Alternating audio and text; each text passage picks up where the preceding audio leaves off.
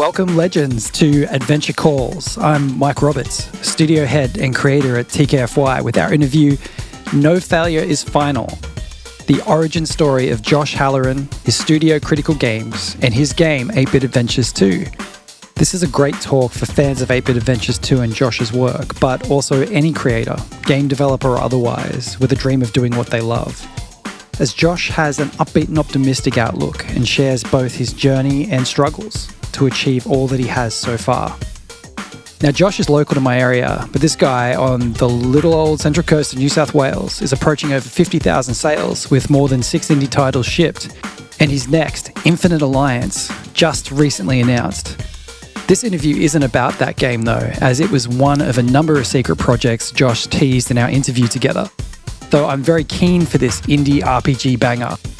Check it out, wishlist it, and all those things. That's Infinite Alliance. No, we were discussing 8-Bit Adventures 2, a game I and many others out there absolutely loved. We talked about his journey starting back what seems forever ago up until 2025, where I am just now holding a physical, boxed, sealed Nintendo Switch copy of 8-Bit Adventures 2. This interview was taken for Adventure Calls Inaugural Issue 0, an indie games and fiction magazine, which is available now at tkfy.co. If you love this talk and what we make, consider a like or a sub. And if you really love it and can do so, pick up a copy of our magazine, which is shipping worldwide right now. This is my interview with the unfailingly polite and ever jubilant Josh Hallaran, developer of 8-Bit Adventures 2.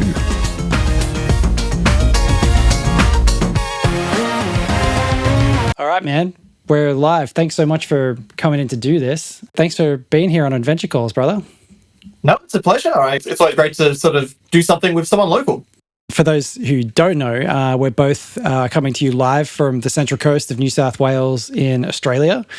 And thinking of all the things that people might not know, maybe tell us a little bit about yourself first, Josh, and how we come to, sort of talk today. Tell us about you. Who are you and what do you do? Yeah, so my name's Josh Hallaran, and I've basically always wanted to develop games. Ever since I was a kid and played Mario 64 and Ocarina of Time, that really just became my lifelong passion. And so as a kid, I was always trying out different game engines and things like that to, just try and figure out how you actually make this happen.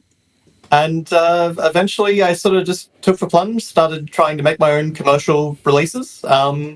And over a very long period of time, sort of managed to get more and more, kudos from players and interest in my work, and just build up gradually over sort of the last decade and a bit. Man, it's amazing how time flies. And, it's scary, yeah. In some ways, to me, you've done what every indie game developer dreams of. First of all, shipping a game. But, in a lot of ways, when I look at 8-Bit Adventures 2, I see someone making their dream game, having it on the perfect platforms. So Nintendo, Xbox, PlayStation, PC, and now having a physical release with box copies being pre-ordered and going to be available through limited run games. And you've done all of that from the Central Coast, where I live, where I grew up, where I was born. And to me, I think that's absolutely incredible. So my first question for you is, how's it feel? How's it feel to be here now? I guess it doesn't really feel like it doesn't quite feel as, I guess, impressive as it sounds, because for me, it's been happening in real time. So it's sort of been like the result of years of work and planning. And so, it's sort of like an end goal that you reach, after a very long time, and then start the next goal. But it's great. I mean, it's been amazing to be able to actually bring 8-Bit Adventures 2 to life, have it sort of reach the level of quality that I always wanted my games to reach, but didn't have the money for. Just to have people really love it, and all these other opportunities open up, like consoles and physical releases. I mean, I'm a huge game collector, so having a physical release is just like the dream come true. It's like the game isn't real until I can hold it in my hands. I know what you mean, because at the moment, like this, it's so easy to ship game. I want to say easy, obviously, it's a journey to get a game ready to be shipped and things. But digital is so ubiquitous. Physical releases less so, and there's been a lot of questions, particularly in 2024, about DRM, digital rights management. Owning things, and I think that the best thing. I mean, apart from the fact that it's awesome, like over here, I've got like my boxed Sega Saturn collection up on the side here. But the fact is that today, like a lot of people don't own their software, but a consequence of having physical releases is that you always have it. It's yours. No one can really take it away from you. Yeah, I think that's kind of one of the really exciting things about it is that, no matter what happens to Steam or, GOG or whatever, it's like, the game will sort of live on in perpetuity in some fashion or form, in the same way that, like, an NES game from 1985 or 6 still is, like, readily available on eBay. So, there's something really special about that. Yeah, and, when I think about, so from my perspective, the first time I played 8-Bit Adventures 2, the first time I met you was at the Central Coast Game Developer Fallout talk that we had down here at the Paradiso. And I was immediately impressed by the game, not least of all because it was a style and genre, so that retro bit. I think you guys have coined, or your pixel artist coined, so that NES Plus aesthetic. But I immediately looked at it and I got it. Like, this is a game that's made for somebody like me who loves, everything from Breath of Fire to Chrono Trigger to PS1 classics and things like that. And it was crazy that it was made here, but tell me, like, you started back, probably when you first started playing games, you were talking about how you started toying with game engines as a kid and trying to work out how to make games. But Critical Games, formed as a concept, for you in 2011. And, there was obviously a time leading up to that. 8-Bit Adventures was 2015, Tales Across Time, 2016. And then 2023, you had the release of 8-Bit Adventures 2, which is an incredible run. Tell me, what I'm really curious about is sort of where this journey began. So not only do we now have someone here on the coast who's created something that I think is fantastic, and has created the ultimate thing, which to me is box copies on console. That's just with my background. I think that's great. But how did you get to, if you cast your mind back to 2011, getting to become, sort of Critical Games, and sort of that first part of your journey, sort of even before you had released anything on Steam? Tell me about that period of your life. Yeah, no. Well, first off, thank you very much. It's crazy to think back, right? Because basically, I went the stupidest, hardest way into making games that you really can, right? Like, I started off going to a college in Sydney, and I did like the first trimester of it. I didn't really feel like I was learning anything or like it was really gelling with me, and so I sort of insanely decided, like, I don't need this. I'm going to drop out of college. I'm going to make my own games. It's like I've been doing this for years, like since I was a kid. Making little projects. It's like if I just like have the time and the inclination, it's like I can make something myself. And of course, I immediately started trying to make this like huge Unreal Engine free, like, narrative-driven first-person shooter with multiplayer and, all these different things. It was, just showing my complete naivety and inexperience. But then I kind of thought, well, okay, I'm clearly not going to be able to do this by myself with the amount of money I have. So let's go back to what I've always loved, which is just like classic Japanese-style RPGs. Use an old version of RPG Maker, which I'm really familiar with from when I was a kid. And just try and like make a game in a couple of months. And so that's what I did. I made a game called Path of Thanatos. Back then, the RPG Maker community kind of had their own specialized websites where people would be able to like buy, just like RPG Maker games developed by people, like Amaranth Games and Aldolia Games, and pretty obscure, but like they had sort of a niche, dedicated fan base. And so my game did fairly well on there. And that sort of like really emboldened me to sort of keep trying and but once again, I sort of hit the same problem where I immediately started trying to make a much larger, more ambitious project that I didn't have the funds or the experience for. And then I tried to get some government money, but that didn't work out, and all that sort of thing. But during the wait for to find out if I got government money, I started making another RPG Maker game, and this was the original version of 8-Bit Adventures. And so basically the idea for that was can I make a game where I can do all the music, do all the graphics, just have a simple hook. So the original idea was basically that color gets drained out of the world, and sort of as you complete dungeons, you bring each color back, and that was sort of the original idea of that. And so I sort of made this game, and I released the original version of 8-Bit Adventures 1 in 2013, January 2013. And it was terrible. It was absolutely terrible. It's the worst thing I've ever made.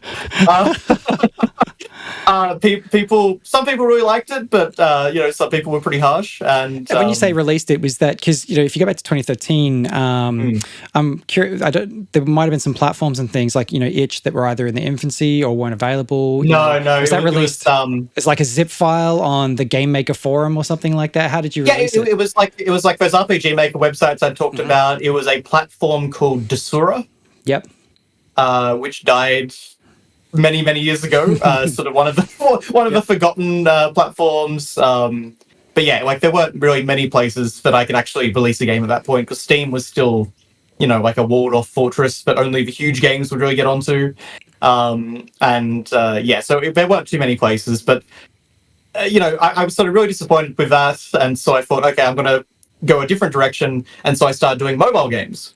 Okay. And so I made about 5 different mobile games over a period of time.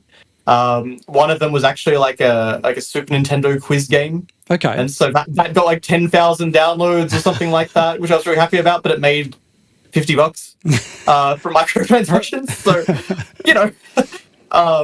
but yeah, so that sort of really didn't work out either. I tried a bunch of different things. I tried a music app that I worked on with my cousin. I tried an endless runner where every level was a totally different mechanical, applying the same mechanics to different scenarios, and all that sort of thing. All these different things, and of course none of it was really working out. And so I was sort of getting to the end of my rope with game development.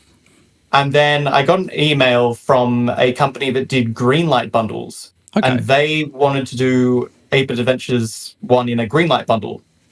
But because I was so sort of shell-shocked and ashamed of the quality of the game from when it first came out, I was like, no, can you give me 6 to 8 months, and I'm going to revamp it and greatly improve it. And I'd learned a lot more working on mobile games, so that was that was a really good educational period. And I got better at polishing a game and sort of getting a sense of when it's feeling right, rather than just sort of being a bit more slapdash like I used to be. And so anyway, I basically greatly upgraded 8-Bit Adventures 1 to what people know now. I brought on an artist who was much more talented than me. And he did the character sprites, and I managed to use sort of open source artwork to try and improve the look and style of the game overall, and really just managed to up the presentation values in a whole lot of different ways, to a level that I was a little more comfortable with, and make the game much more interesting, make the story much more rich, and then that was then able to get onto Steam, get approved through Greenlight, and that sort of kicked off where I am today.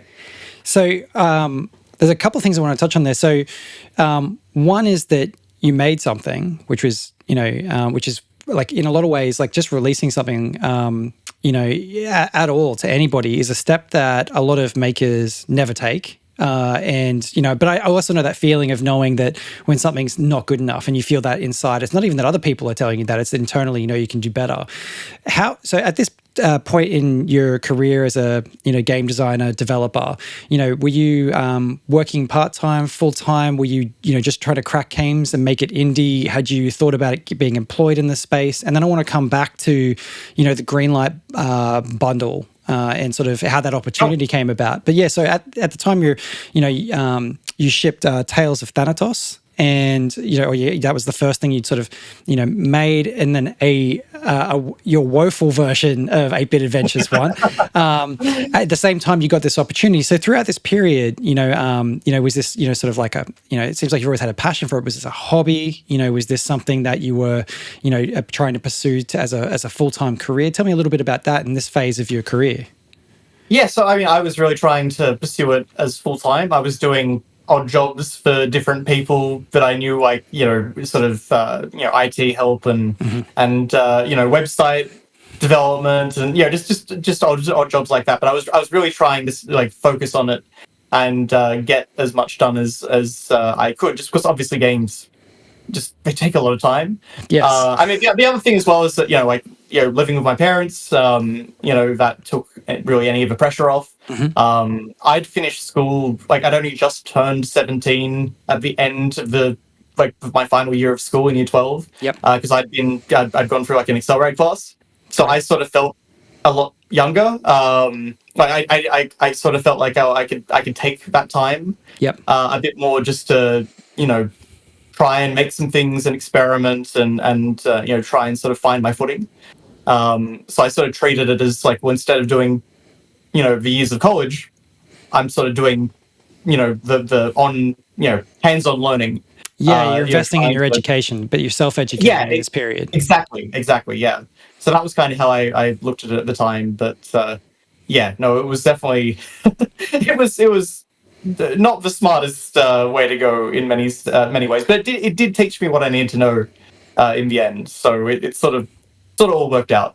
Yeah, well, you had that. I mean, not everyone at that age, and I'll include myself in this, has that conscientiousness, to keep coming back to, the computer, to the drawing board, particularly, when you're facing up with something that isn't quite as good as you want it to be, and you're dealing with that sense of, like, how do I get better? Because in a lot of ways, when you've made something, at that point, you can now see everything that's wrong with it, and you're also like the most qualified person to fix it. But then, few of us come back to improving it. And with that in mind, you did that with your, let's say, your alpha release of 8-Bit Adventures, and then you spent some time polishing, improving, maybe remaking some parts for this Greenlight thing. How did that come about? Like, how did that opportunity present?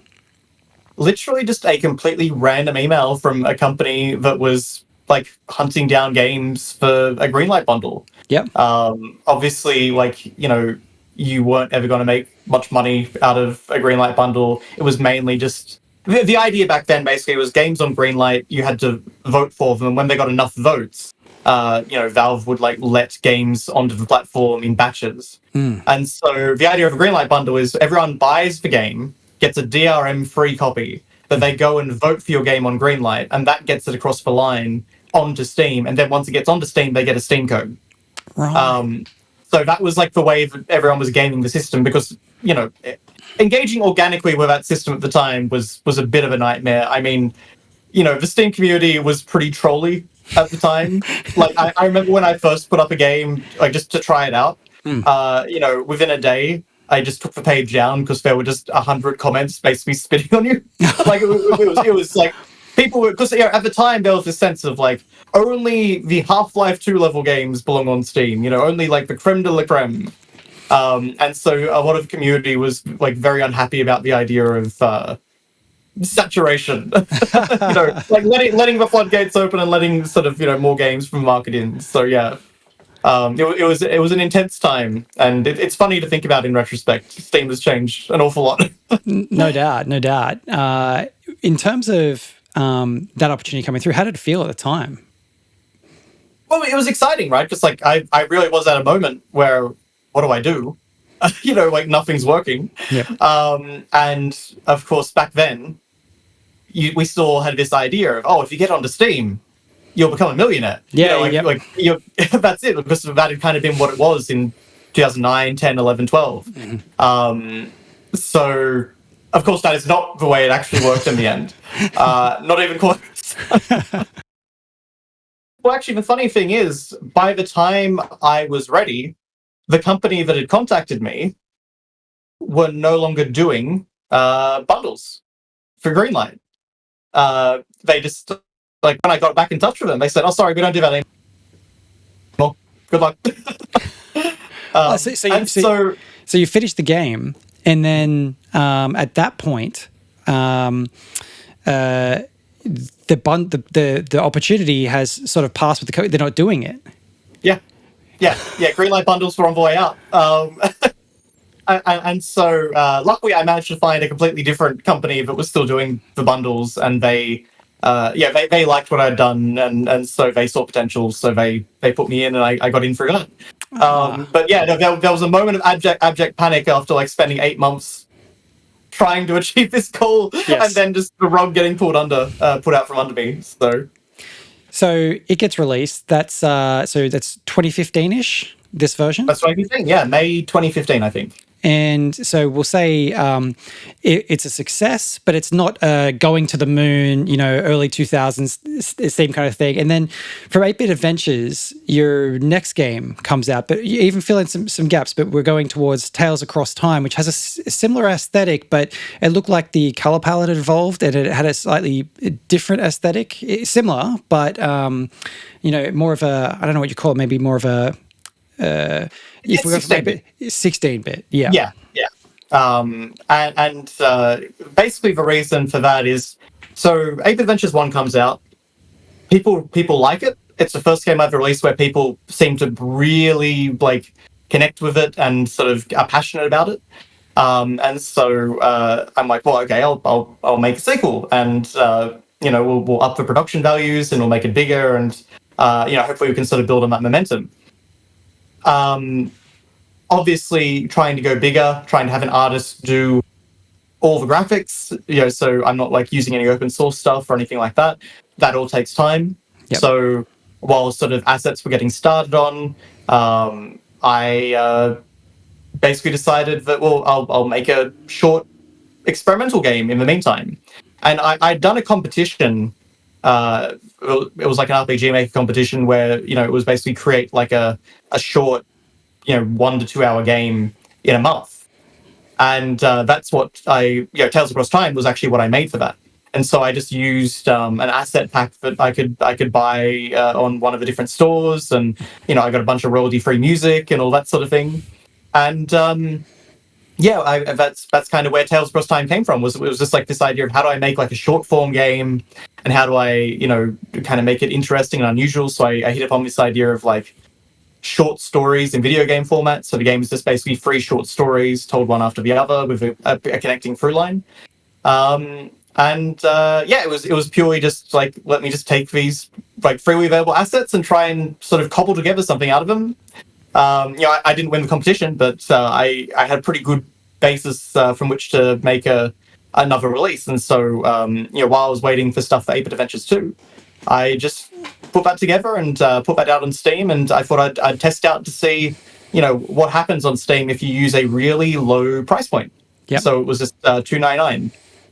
And what I found is that people are much happier to pay $10 than they are $3, which was a real surprise to me. Yeah, there's a name for that phenomenon, which escapes me, but it's always interesting to hear, where the message seems to be price up a little bit more rather than down. No, I mean, honestly, it's like, I think it says a lot that, I mean, not just in terms of production values, but like 8-Bit Adventures 2, sold a heck of a lot more than 8-Bit Adventures 1, despite 8-Bit Adventures 1 being half the price. And 8-Bit Adventures 1 sold a heck of a lot more than Tales Across Time, despite being, more than double. So, I do think, don't feel squeamish nowadays about charging a reasonable amount for your game. It's like people associate more money with quality, I think. And so I think it's totally acceptable just to, $20 USD really is probably like, the baseline nowadays. Whereas that was a bit of a harder sell, sort of 6-7 years ago. Yeah, right. Okay.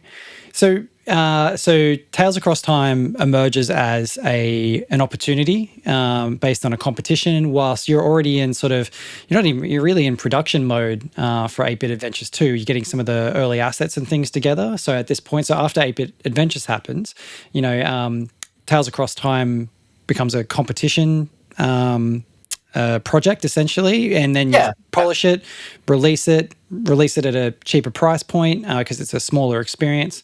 And this was all something to do essentially in downtime whilst things are starting to be made for 8-Bit Adventures 2, or whilst you're It's starting not so much. It's not exactly downtime. It's more just that like my role is different. So I'm not I wasn't doing any game development as such during that time.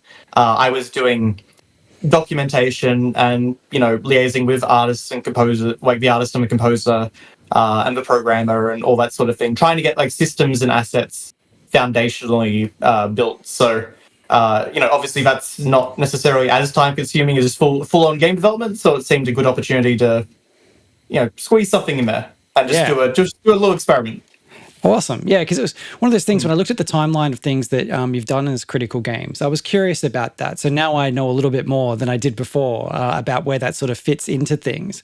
Because when you originally shipped the new version of 8-Bit Adventures and you had, the success of having it ship and be well received, immediately your thoughts then turn to 8-Bit Adventures 2, which is where we are today. So released in 2023, and there's been additional things coming through 2024 with it shipping to consoles and being ported there, with its initial release coming out to PC and platforms via Steam and GOG. That's correct, right? That's right, yeah. So the release has been happening over, sort of the last 12 months. But in terms of production, you do 8-Bit Adventures, having had that opportunity to originally ship, sort of sparks up, you at this decision point, this inflection point where perhaps you might have gone and done something different. So you ship 8-Bit Adventures, and now you continue to be all in. And you go, okay, I've got to make 8-Bit Adventures 2. Is that kind of what happened, or what was the reality of what was happening when you started production on 8-Bit Adventures 2? Well, but the reality was basically like, okay, people really like this. If I can sort of build on this, then maybe, sales will keep going up and we'll get more attention and, all that sort of thing. And so I designed the game, essentially. I write up a very detailed design document. I sort of break down what's going to happen from beginning to end, which mostly stayed intact. And, I hadn't really done that before. I hadn't really planned everything out ahead of time, but knowing this time, sort of working with an artist on every aspect of a project and working with a programmer for systems and all that sort of thing, I knew I needed to have a detailed plan. So that's sort of where that kicks off. My naivety once again kind of comes through at the time, because I'm like, well, I made this like revamped version of 8-Bit Adventures 1 in 8 months, and I made the original in like 6 months. So, I can make a much bigger, better sequel in 2 years. Of course. Of course. And obviously it ended up taking 7 years to get it out. Which is... You can't not mention, COVID through that, both positively and negatively. So on one side, a lot of the world sort of stopped for a moment, and this saw a lot of people looking inside, thinking about the direction they're going and changing careers and things. But, it's hard to know how long, a piece of art is going to take to make. You start out with kind of your best assumptions about it. But what I guess I'm trying to say is you might think 2 years, but a lot happened in that 7 years, right? Oh, absolutely. And I mean, obviously, I did release Tales Across Time in 2016, so there's a little bit of leeway on that first year. And but just in general, it was a very long development. I designed a really big game, a game that was just like too big really for what it needed to be, and too ambitious in some ways, and the perfect size for something paying sort of homage to such a great genre of JRPG. That era still remains fantastic. I say this because I'm replaying through Chrono Trigger for my annual playthrough at the moment. Oh, beautiful. The fact that you've got 30 to 40 hours, airships and a whole bunch of other things there. I think it's kind of what it has to be, right? In a way, like you can cut it down, but that's not what it wouldn't be what you wanted to make. I think here's the thing though, is like if you actually look at Chrono Trigger sort of, from a zoomed out perspective, that's actually a really efficient, short JRPG. Like that is a 20-hour essentially you can do everything in 20 hours in that game. I mean, obviously, it depends on if you know what you're doing. Early game is a bit cryptic, but you know, in general, it's like that's about how long it takes. And I think that probably is the sweet spot for like what you're able to do in you know a reasonable length development. You know, whereas sort of I've sort of hit the scale of like a PS1 JRPG where the team size was getting a little bigger and the budgets were getting a little bigger. It just in terms of scale, obviously the 8-bit aesthetic kind of, you know, we don't have you know, CG cinematics that cost $10 million or anything like that, but but just in general, like on a scale level, I think we are sort of hitting that later era where you do have much larger teams and you do sort of have you know, these really bolder visions. But I mean, even Chrono Trigger, actually, the team size was a bit of a bump up from some of the things that SquareSoft and Enix had done prior. Absolutely. And so, I mean, they had that all-star cast as well, you know, dream team, yeah. You know, who had some, you know, great experience across, you know, multiple mediums, different games and types. I mean, just having Toriyama-san involved in, you know, the art and the design. I mean, that's what I think it sort of stands alone. But I digress. This is not a chat about Chrono Trigger, though the DNA of that game is clearly in sort of the lineage of critical games. 100%, yeah. You know, and I think you call that out in a lot of different places, but you can just see it when you play it, and not from a like a derivative point of view. It's just that you can't not be inspired if you love that genre because it, you know, sort of stands alone.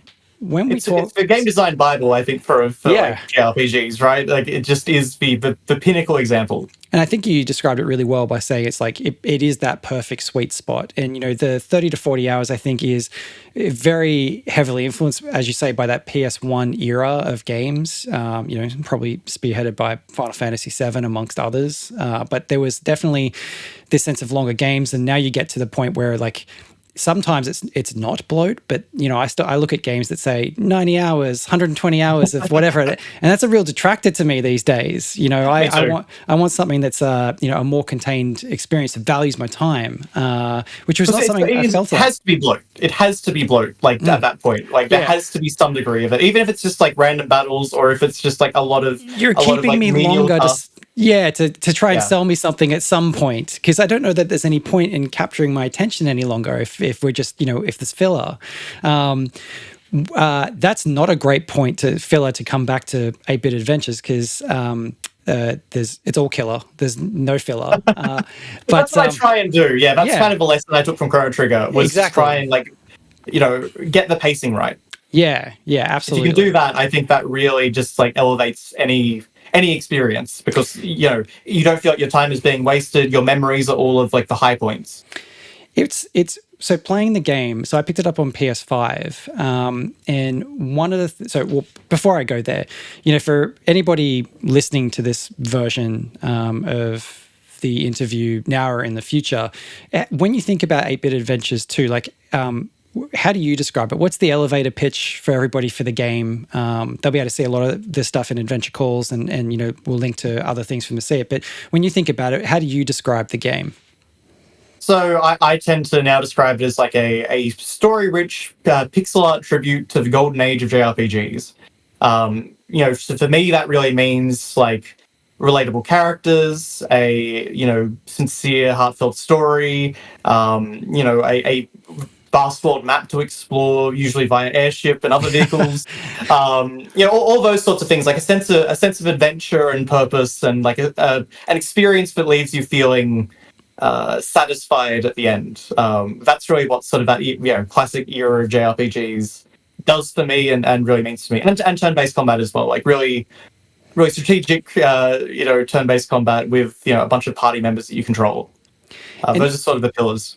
And it's obviously this natural evolution from, you know, if we circle back, you know, to, you know, your initial trying to make something, you know, really high scope in a large scope back in, you know, sort of looking at Unreal, coming back to something that you love, then having modest success with 8-bit adventures, and then you are able to now look at 8-bit adventures too. And, you know, I said in a lot of ways, I think I described before, like, you know, it seems like the work of someone who's trying to craft, you know, their dream game. The love for it 100%, and the yeah. detail comes through. And I'll give you an example. There's a sort of what's the word? A thoughtfulness to the game and the design. And I can give you two examples. So one is, sort of at the start of the game, you're going through sort of some caves and tunnels in this sort of sandy tundra kind of. There's like looks like a sandstorm coming across, and you go through one of the tunnels. And one of the things I noticed was when you leave that and you come outside the door, I noticed that you guys had taken the time to draw the light in from the door. So you're obviously outside, like most other games, including Chrono Trigger, with a couple of exceptions, with that sort of where you're on the bottom part of the screen and it's a door and you're exiting the door. Wouldn't have taken the time to just put in that extra bit of color. It matches the palette for the stuff outside. And I thought that was really great, like attention to detail that, it's light outside. Whilst it's a dark cave or ruin, we're going to cast the light on the inside. You could have just skipped past that and just, painted it with the plain texture of the ground, right?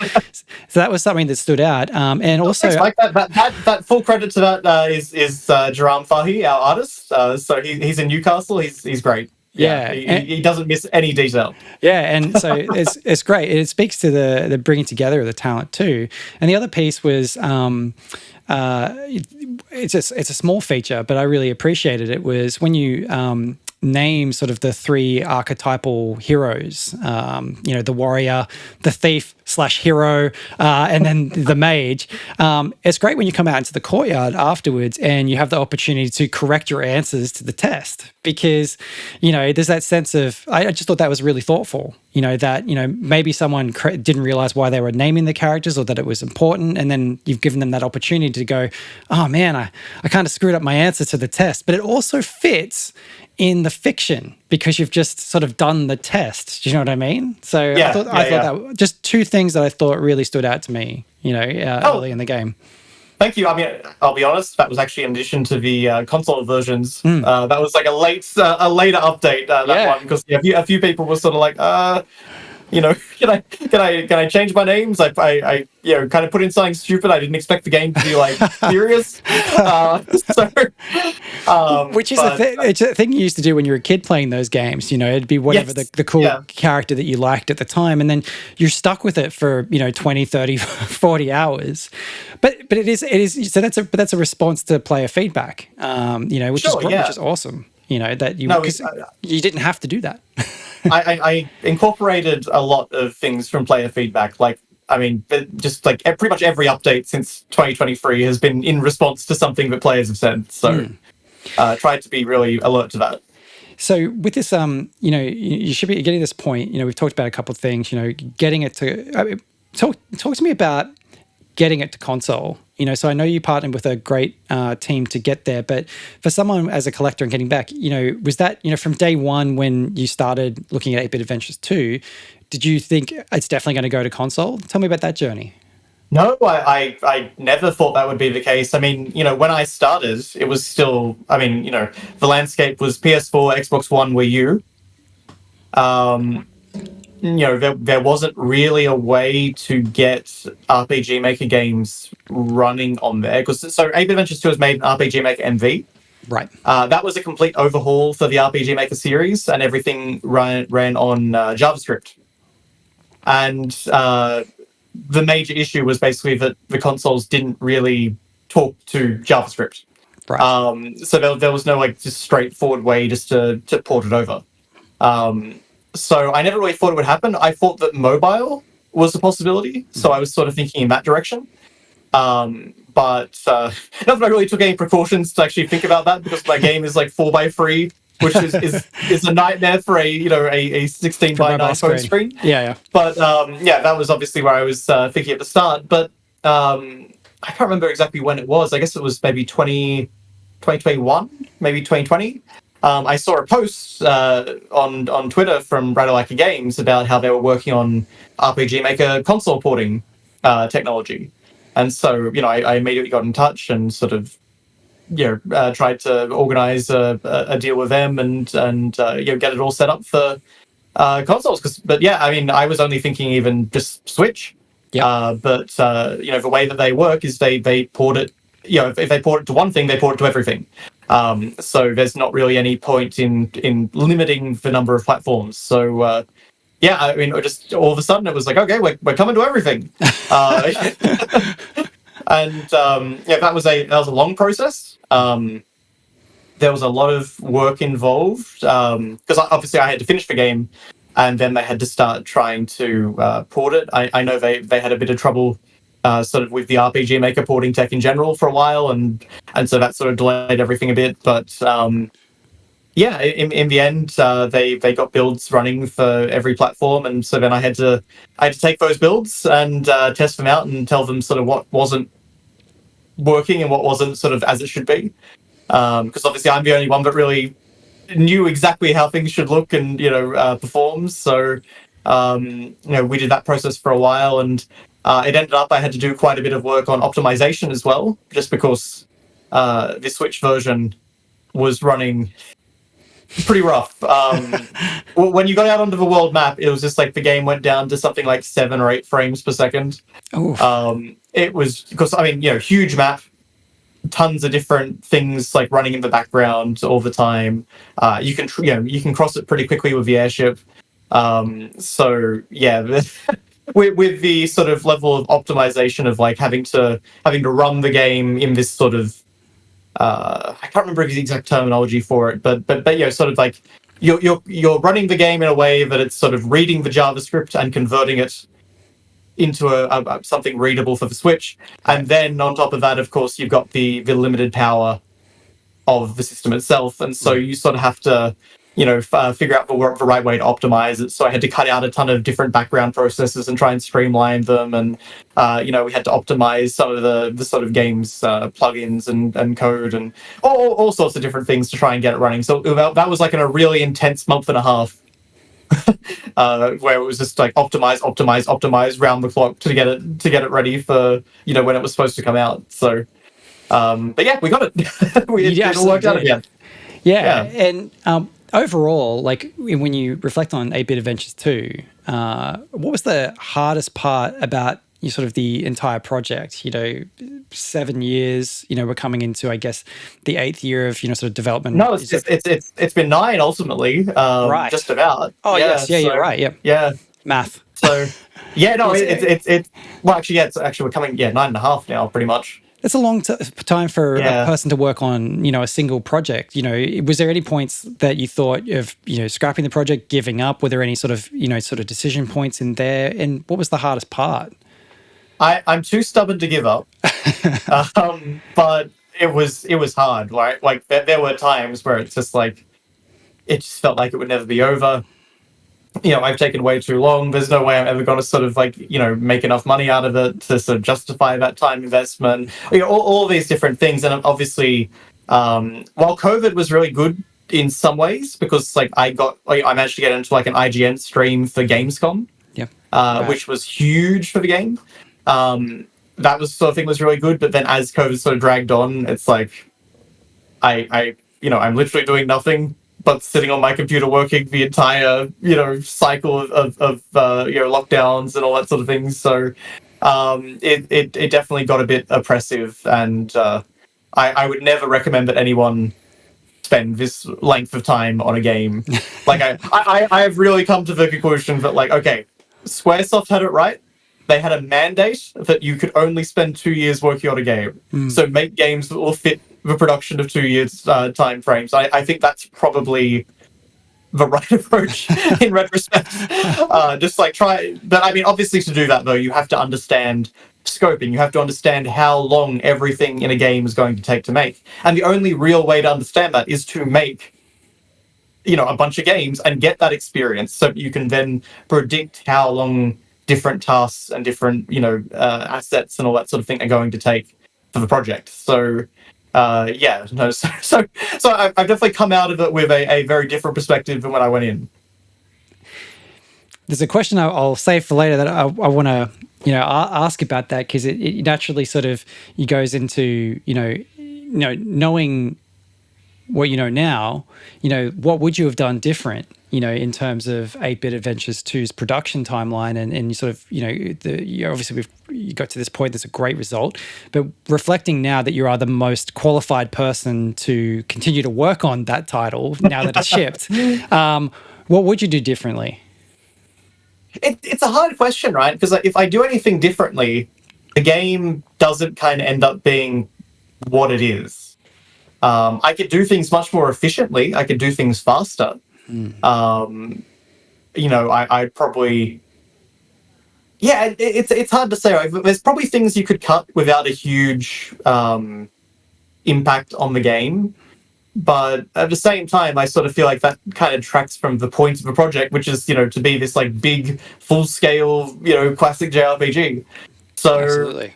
it really is. It's hard to say. Obviously, there's like little mistakes or little things where it's like I understand how to use the engine better as I go along. I think one of the things is that I made a lot of cutscenes where I just didn't bother putting in I didn't have the assets, but I also didn't bother putting in placeholders. I just kind of left it. So I think it probably would have been good if while I was making those cutscenes, I just put in, if I developed a placeholder system, and so I just like put in placeholders so that I knew exactly where each asset had to go once I finally got those assets. Little efficiency things like that. One of the major thing I wouldn't do is I time all the text in the game. So that my idea was that it sort of reflects the way that people would speak it, and it's sort of gives cutscenes a bit of a modern flow, as though there was voice acting and all that sort of thing. So characters animate in time with different moments in the text and all that sort of thing. Some people really liked that. A lot of people hated it, and that's why we just sort of added the fast text option so that people could just it basically just ignores all the weights and just like goes through as quickly as it can. Right. Like makes the text show up as quickly as it can. So that took a ton of time to try and get all the timings for like every single text box correct. And so I'd cut that now because obviously, even though some people are fans like me of that, it's not for everyone, and so it's not really worth putting in the same amount of time. When you think about the effort for the feature, sort of, I guess, bang for time buck, only in hindsight, mind you, because I guess you couldn't have known, that necessarily until you've implemented it, but it's something that you feel that you might have cut from the game if you had the benefit of that hindsight. Yeah, I think it wasn't really something that had come up from the demo or anything like that, so I sort of didn't get any red flags early on. Because I did a demo back in 2017, I think it was. So, and got a lot of early feedback, which was helpful, but I don't think that was particularly brought up. So, but yeah, no, just one of those things where it's like, okay, that was I see where I was going. That was a cool idea, but. The audience has spoken, so let's not waste time on that in future. Let's talk about limited run. So, the opportunity to get to consoles, it was one of those things where it's probably a dream to have happen as a collector, but because of the technology, it wasn't a foregone conclusion that was going to happen. It was probably something that wasn't going to happen. It was very much like, maybe mobile, maybe Switch, but if that opportunity happens and it works, does that then naturally flow into the limited run opportunity and getting a physical release? How does that come about, and when did that become real? It wasn't so much natural as it was just me sort of sending an email, starting the conversation with them. I sent a demo. They really liked the demo and sort of saw potential in the game, and so it sort of carried on from there. But Limited Run, had a lot of changes because they were bought by a different parent company and all that sort of thing. So I sort of had things lined up with them early, but then it looked like that that was in flux. So I wasn't really sure what was going to happen. It was only sort of just after the console release back in October that everything finally like solidified again. And we were doing consoles, so it was something that I'd sort of really hoped we would get, and I definitely wanted to try and show that there was value and a market for this. Yep. But yeah, no, I mean they've been really great to work with because they know their stuff. They've done hundreds of these kinds of releases, and so it's been a really easy process in some ways. My main issue is that because they require you to have all the content for the game on the cartridge or on the disc. I've had to really speed up my work on the free DLC that I've been working on, Yep. and so that's coming out now in January because that has to be done for physical release. So yeah, it's been a bit of a rush in that way, and of course I've got to get the ESRB rating done properly. So when you're a digital only game, you can use the IARC service, which is free, and you just fill out a questionnaire, and it gives you age ratings for pretty much everywhere in the world. When you're actually releasing a physical release, you have to get an age rating done by the ratings board properly, so you can't bypass the process. Right. So that means filling out a huge questionnaire and sort of giving them doing a huge video which sort of shows potentially questionable content that they want to include in their rating. So there's still a lot of work to do on that score, but limited run take a lot of the pressure off. In terms of those classifications, because it's interesting, because often you think to yourself, oh, yeah, Josh is going to have to, ship the source code, of course. But there's all these extra things that are kind of like hidden in the background when, particularly the first time you do a thing, you don't necessarily think about. With these ratings, is it something that you have to do in each region, or is it really just one major region, like, for example, the US that you have to comply with, depending on where the game's going to ship to, or do you have to do it for every region? It literally is just that the game, like physical editions, are being produced in America. Yep. That makes them an American release, and it means they have to have, an ESRB rating on the box. Right. So that's thankfully all we have to worry about. Okay. Yeah. Very cool. So reflecting on, all this, so there's the journey to here, 8-Bit Adventures 2 physical release is happening, coming out in 2025. Pre-orders are open now, yeah? Yeah, so they're open now until January 26th. So January 26th. And after that, they're theoretically gone. So get them while it's there. Yeah, it's in the name, folks. Limited run. Yeah, limited run. When you think back now, what's the thing that you're most proud of? I mean, for me, just because I'm really passionate about writing and narrative and all that sort of thing, I'm really proud of just like how the story and characters ended up turning out and how the characters have connected with people. It's been really interesting that we've got a 7-character party, and every player seems to have their own favorite. Like there hasn't been a single character that's been neglected. Like someone has always shouted out every single one of those party members as their favorite. And there's been some moments where like people have like told me that like they've gotten really emotional and they've connected with something, or sort of a sad moment sort of hit as intended, or different things like that. So just being able to have an emotional connection with the player and sort of having that succeed, and have them remember the characters and remember the story, and sort of take that with them going forward, and hopefully take some of the sort of positive messages and all that sort of thing from the game going forward. I mean, I'm very proud of that. Oh, that's awesome. So, if 8-Bit Adventures 2 ships, limited run release happens, what's next for you and Critical Games? Well, that's the thing. So obviously I'm trying to get this free DLC done. So that'll be January next month. So that should be January 16th if all goes to plan. And then apart from that, I've got 2 other sort of currently secret projects that I'm working on. And secret projects, you say? Secret projects, yeah, secret projects, which one of them, well, I don't know, I was going to say one of them people could probably guess, but I'm not entirely sure about that. But one of them is definitely a surprise. I don't think one of them is something that anyone will predict. Well, I'm looking forward to the announcement, if there are no announcements that are going to be made right now. You should definitely. One of the projects should definitely be announced. By mid next year, I would say. Yeah, fantastic. So, and it's going to be a much shorter development cycle. That's the other thing. Yeah.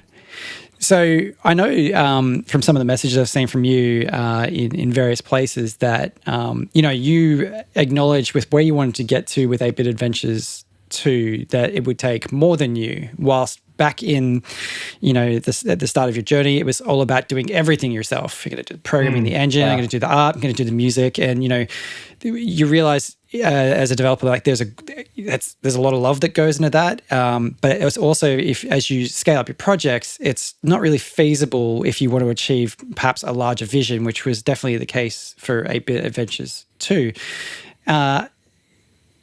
The people you work with seem to share the same passion as you. How shout those people out and sort of maybe speak to what it's been like collaborating and to making that leap to sort of going just from yourself to now working in this team and sort of pulling together to try and get this release done.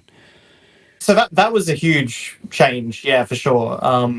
So I mean, I was really lucky because I just found like the best possible people to work with. Just like people that were always professional, always like knew their field, and were happy to sort of speak up if I was getting something wrong, or if there was something about that field that I clearly wasn't taking into account. I was really fortunate. So Sebastian Cruz was the first person I started working with. He's in Chile, and he did the soundtrack for the first 8-Bit Adventures game, and then sort of for the sequel. Then updated it for the 2015 version, and then he was there. He was there in the alpha nasty version. Yeah, so he's been there the whole way with me. So for some reason, he has stuck with me this entire time. And we're working on the next project together as well. But so that's he just does incredible music. Like he learned Family Tracker, which is essentially like a NES sound chip emulator. He learned how to use that for this project, like for 8-Bit Adventures 1, and he just got better and better at using it over time. So we have a 78 song soundtrack, so he really just went all out. And then we've got Jaram Fahi. So as I said, he's in Newcastle. So it was really funny actually, because when I found him, I was just cold calling DeviantArt profiles whose pixel art I liked. To try and see about the game, and he was the only one that responded to me. And we'd worked together for, I guess, a year or two before I even found out that he was in Newcastle. And it's like, like the same state. Wow, that would have made some of these meetings a lot easier. But it's just funny, right? Because you've got no idea when you contact people online. Generally speaking, like I mean, for a long time we were all just using, like forum names. To interact. And then there's Sufyan Noor. So he was our programmer on 8-Bit Adventures 2. And he just exactly knew what to do. He included all these extra features that I hadn't even thought of, and just, gave me the tools to be able to make the battle system do everything that it needed to do and for everything to look right in the final product. So, we did... I really just like found the perfect people, and it was literally just like two of them were found on a forum. One was just contacting a DeviantArt profile. There was no sort of introductions or networking or anything like that. It was just really just got lucky and found the people that could do the job. So and we're passionate about it. That's the thing. It's like I think we all have a bit of a sense of ownership. Over like 8-Bit Adventures now. So absolutely, yeah. And I said, I think earlier in the talk, like I think that thoughtfulness and attention to detail, comes through. Like the music is it's what you sort of expect when you look at the game, but it's great music, and it's now the soundtrack's available on most music platforms. Yeah, so you can pretty much stream it anywhere. Yeah, so obviously the music stands out immediately from the minute the title screen shows up, and then as I mentioned before, like the attention to detail with both the art and the program, the different systems that come into place. And whilst the rename was a response to feedback, I thought it was incredibly thoughtful, and and I think that in general, I like that it is a game that is sort of grounded and inspired in a classic genre, but then hasn't felt it's also capable of evolving, so, man, the number of times I go back to older games like Fantasy Star 4 and there's like no run button, and I'm like, I am needlessly taking too long to cross this stretch of desert, Yep. Like it's it's the 2020s. It doesn't have to be like 1992. No, exactly. No, I think we want the spirit and the charm and sort of the style without necessarily some of the limitations. Yeah. So some of the limitations are important, but I think other ones are just, well, they didn't think about that. They didn't consider that. It wasn't a priority. It wasn't something that anyone else was doing. But I was like, a run button was actually, that was a piece of feedback I got for the 2017 demo. Yeah, I mean, that's so good. It makes such a difference. Yeah, it absolutely does, yeah. But originally, I was going to use random battles, and so the player's step count was really important. And so I was sort of concerned about implementing a run system, because that would make encounters happen more quickly. Right, because it was tied to the step count. Right. Yeah. And so, that was kind of what then led me to be like, okay, I think sprinting is going to make the game better. So let's think about actually having, enemies on the screen that can run into you, rather than doing random battles. And so it's sort of a chain reaction from that initial player feedback. Man, that's awesome. Well, getting towards the tail end of things here, just open, sort of, anything you'd like to share with anyone about Critical Games and, where they can find you, and, where they can buy and pick up this labor of love, 8-Bit Adventures 2. Yeah, so, Critical Games is just me. It's literally just the company name that I use, so... But yeah, you can, there's criticalgames.com.au. There's not really much on there, but that's just kind of my little profile, get in touch kind of website. But in general, if you just type in 8-Bit Adventures 2 to Steam, GOG, Green Man Gaming, itch.io, on the Nintendo eShop, PlayStation Store, Xbox, what is the Xbox Store called? Xbox Store, Xbox Live. What is it called, actually? I think it's called the Store now. I've had a love-hate relationship with my Xbox Series X in the last sort of 18 months, I think it's just the Xbox. I think it's just the Store. It doesn't have the same, I don't know, aesthetic. Branding. It had like for 360 where it really felt like it was a thing. Yeah, Xbox Live Arcade, XBLA, yeah. Yeah. So they've kind of lost a bit of that, but whatever. But basically, just if you type in 8-Bit Adventures 2 or even 8BA2 should work to anything. You'll find the game, and if you check out Limited Run Games, you can pre-order the physical edition. Which, like, if you're a collector like I am, I highly recommend it. I really am excited to sort of work on the manual and get all the fun stuff in there. Well, that's one of the cool things I noticed about sort of the online press kit that you had and stuff, that it had that it was, basic. Yes. It's really cool. If you guys should definitely go check out the website, that I'll link it in the things wherever this is. That's 8bitadventures2.com. Yeah. So there's a cool manual there that's very much, in the vein of the manuals we used to get in boxed copies of games in that sort of 8-bit, 16-bit era, which I think is something that's missing now. Like whenever I pick up something from my collection, like I love seeing like even just line out of characters, a little bit of a bio. I know that stuff's online and you can find it, but it doesn't feel the same. It's just not the same. It's not, because it's not printed. It's not in your hand. It's not like it's part of a like all-in-one item that like is that's part of your purchase, right? Yeah, like that absolutely. is part of like the box and the manual, and like maybe a poster or whatever that came with it. It's like all that stuff is like part of what you're buying with the game, or back in the day. So every time I open up a case now, and it's just like white backing with maybe some warning information printed, in black on like the white background or something. It's always disappointing. It never quite feels the same.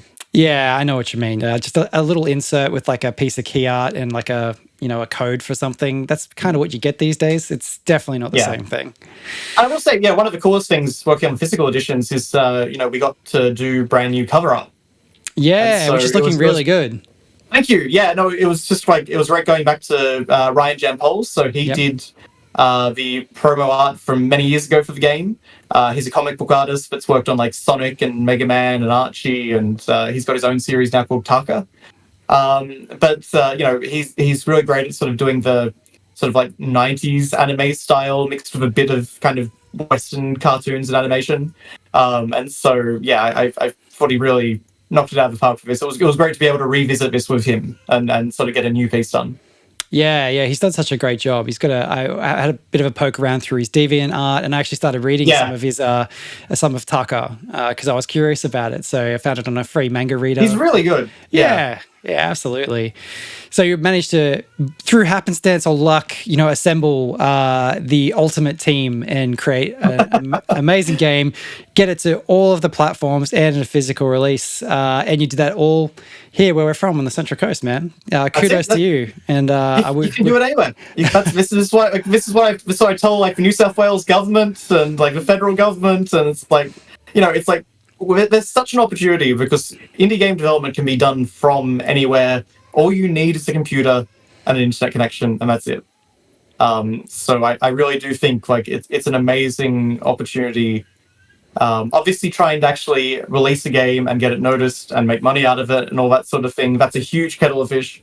But I do think there's a lot of potential, in sort of rural areas and areas outside of the big cities, that, for indie game development to really take off over here. So we'll see. So just in closing, just a final question: what would be your advice to people like you, sort of aspiring to the same thing, which is you could have taken any path, and you might not have even taken this one, but to be an indie maker of games in 2024, whether you're currently in the process of starting, have been doing it for a while, maybe haven't achieved the success you want or aspire to more success, or you're just getting started, what advice would you give to anyone? Yeah, I mean, like the first thing to say is like don't like stress out about like if you're not like making it big with your first game or anything like that. I mean, I still haven't made it big. I'm still not like selling anywhere like near what some people think I am. It's just game development is really about just like this process of building up. Most people don't just like strike it big on their first release. Oftentimes it is a long journey and process where you're sort of building on each little success. You're getting better at making games. You're building up a fan base. There's a whole progression to it. It's always fun to think about the fact that Angry Birds was Rovio's 50th game. But like just in general, my advice to people is always, like, try and create the smallest game you can imagine, which still is like, obviously, is something that you're interested in. But like, just try and make the scale of that game as small as you can imagine.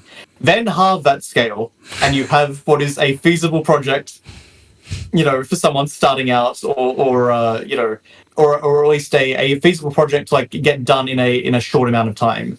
I think when you're starting out, you just really want to be finishing as many games as possible, because every time you finish a game, that is when you've really learned a lot from it. I feel like the process of finishing something and releasing it, it just seems to it seems to teach you more than just sort of making a bunch of prototypes that like never get released or anything like that.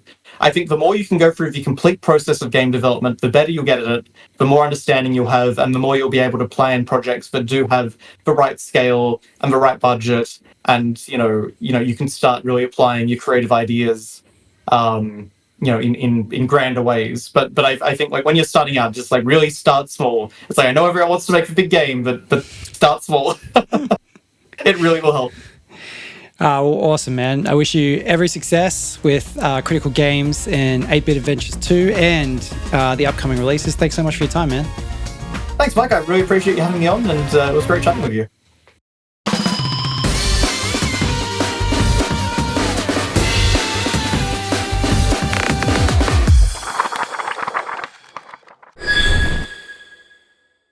This has been a Kids from Yesterday production, proudly brought to you by the Kids from Yesterday.